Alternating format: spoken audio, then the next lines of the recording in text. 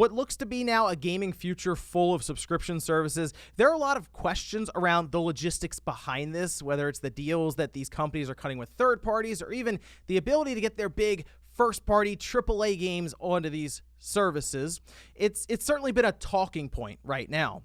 Well, the other day, there was an interview that was posted up online that caught quite a bit of interest online. A lot of conversations were created around this, and yeah, some of it did have to do with the headline itself, but it did give us a bit of a look behind the scenes as to what happens after the PlayStation Plus deal or the Xbox Game Pass deal is signed. In this case, though, it is PlayStation Plus, and apparently it was absolutely devastating. Guys, if you enjoy these videos, make sure you hit that like button. Helps out a ton. And if you're new here to the Spawn Wave Plus channel, make sure you subscribe down below. Instead of here, this was on VGC.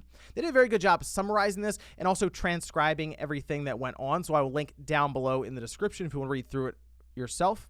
So PlayStation Plus was devastating for Oddworld Soulstorm sales, claims creator. This from Lauren Landing. And we're just going to go through some of the quotations here and circle back, saying it's kind of a double-edged sword. I'll give you an example around Soulstorm. When asked about PlayStation Plus, he explained that initially he felt that doing a PlayStation Plus deal was a necessity to get the project done. So what happened with Soulstorm, it was, because I remember talking about this in Newswave, it was delayed months. It was supposed to come out like in 2020, and we got into like November, December, and we were thinking, I don't think this game's going to come out. Eventually they delayed it, and it ended up falling into April 2021. So it was going to release right around the time that the PlayStation 5 came out, like maybe weeks afterwards or right on release. So it sounds like they were working up the deal for PlayStation Plus in order to even get the game done. They said we were hitting a number of legacy technical debt issues and talent issues. And, you know, the game industry is emerging fast. Huge companies are paying fortunes. Lanning said that he was initially hesitant to give the Soulstorm away on PlayStation Plus due to the lack of PS5 consoles that were available in January 2021. However, the team eventually agreed with Lanning, saying that we thought we did a pretty good deal. The most we could sell is less than the money we're getting. We might sell 50,000 units at launch, maybe 100,000 units. It was pretty small numbers because there wasn't going to be a lot of PS5s. However, it actually ended up doing significantly better. They said because it slipped to April, we had the highest downloaded game on PS5, and it was, I think, approaching close to 4 million units or something like that for free because they were all subscriptions. So for us, it was devastating. Now, there's a couple of caveats here. One, when a game goes to PlayStation Plus, you just claim it. Like, you don't even have to download it immediately. And that's what I do. Whenever these games are available PlayStation Plus, I go in, I hit a button, it claims, and I do that for each one of them. I don't even necessarily download it then and there. In fact, most times I don't. I just claim it, and then I move on, add it to the library, and then I may come back later on. Even if it's later that day, download it and start checking it out. In fact, I don't even think you need a PlayStation system to claim them. I think you can do it on the website, but correct me if I'm wrong down below. As long as you have a PlayStation account with a PlayStation Plus subscription attached to it, you just go in and click a few buttons on your PC through your web browser, and you're good to go. It appears that they needed the deal to get the game done, and there was just a strange set of circumstances that got to the point where there were 4 million accounts that claimed this game. Now, I do wonder how many actually downloaded it, because Oddworld isn't exactly like a sales beast. Well, it's not like a game that's going to come out and sell 4 million copies. It's just not the case. I mean, they're talking like 50,000 to 100,000 units is what they were expecting.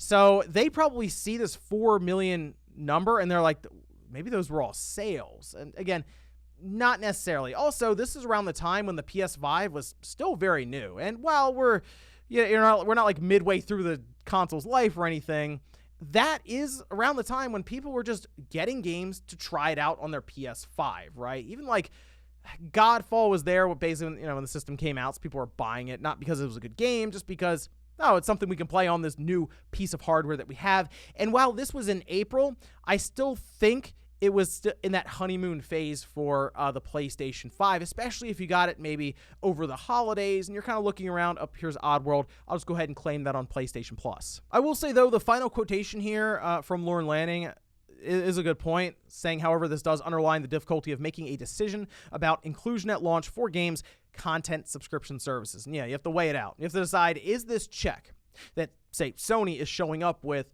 is it worth that lump sum to potentially watch for a month of people just downloading and claiming our game without having to pay that upfront fee of, I think it was $50 when Soulstorm came out on the PlayStation 5. Now, if the game was set up with a subscription service in mind for a month and like there was other stuff you can buy in the shop or something for the game, which, yeah, microtransactions and all of this, I mean, they might not care as much because then they're like, oh, 4 million people claimed or downloaded the game. Maybe they'll buy this other stuff for the game. And I mean, that then gets into the conversation around day one DLC and day one microtransactions and all this other stuff. We have seen some games and some companies be excited or happy when they just accrue a number of players. And for example, Scarlet Nexus tweeted out, I think it was yesterday, about how they now have 2 million players for the game. And they specifically pointed out Xbox and PC Game Pass. With that game in particular, Bandai appears to be trying to turn this whole thing into a series with like anime and merchandise and other things. So in their mind, the game is like the launching point along with the anime to try to get people on board with a world that they're building out. So just getting people involved in the game is enough for them. Like just getting it on Game Pass, taking whatever check they got from Microsoft, and then just hoping people are curious enough about the game to learn about it and download it is worth it then. Granted, Scarlet Nexus went into Game Pass months after it launched, whereas Oddworld was day one. But the point is, having a strategy after that initial claim or download or even purchase, and maybe that's the future for third-party titles specifically. Could be for first-party as well. But first parties, Sony, Microsoft, they're collecting that monthly fee for these different services. So they're getting money back for it. It's the third parties that may start thinking outside of the box here when it comes to this. But for this one in particular, seems like they needed the funding from Sony to get it done, and a weird set of circumstances put them in a spot where 4 million people were able to claim it, and well, there you go. Although I will say this, if they want to look at it glass half full, a lot of people became aware of Oddworld, so if they decide to continue this intellectual property going forward, which I hope they do. I know Soulstorm wasn't received very favorably because it did still feel kind of like an old game. It was pretty faithful to the PS1 titles, but I mean, based on what they're saying here, there should be almost 4 million people who at least hit the claim button or cared enough to go to the PlayStation Plus section and said Oddworld to themselves as they did it. So hey, maybe they'll realize they have that in our library if they decide to do another Oddworld game and they check it out, and then maybe they buy the next one. Good way to look at it, I guess. But let me know what you guys think about this one down below. Thank you so much for watching, and I'll see you next time.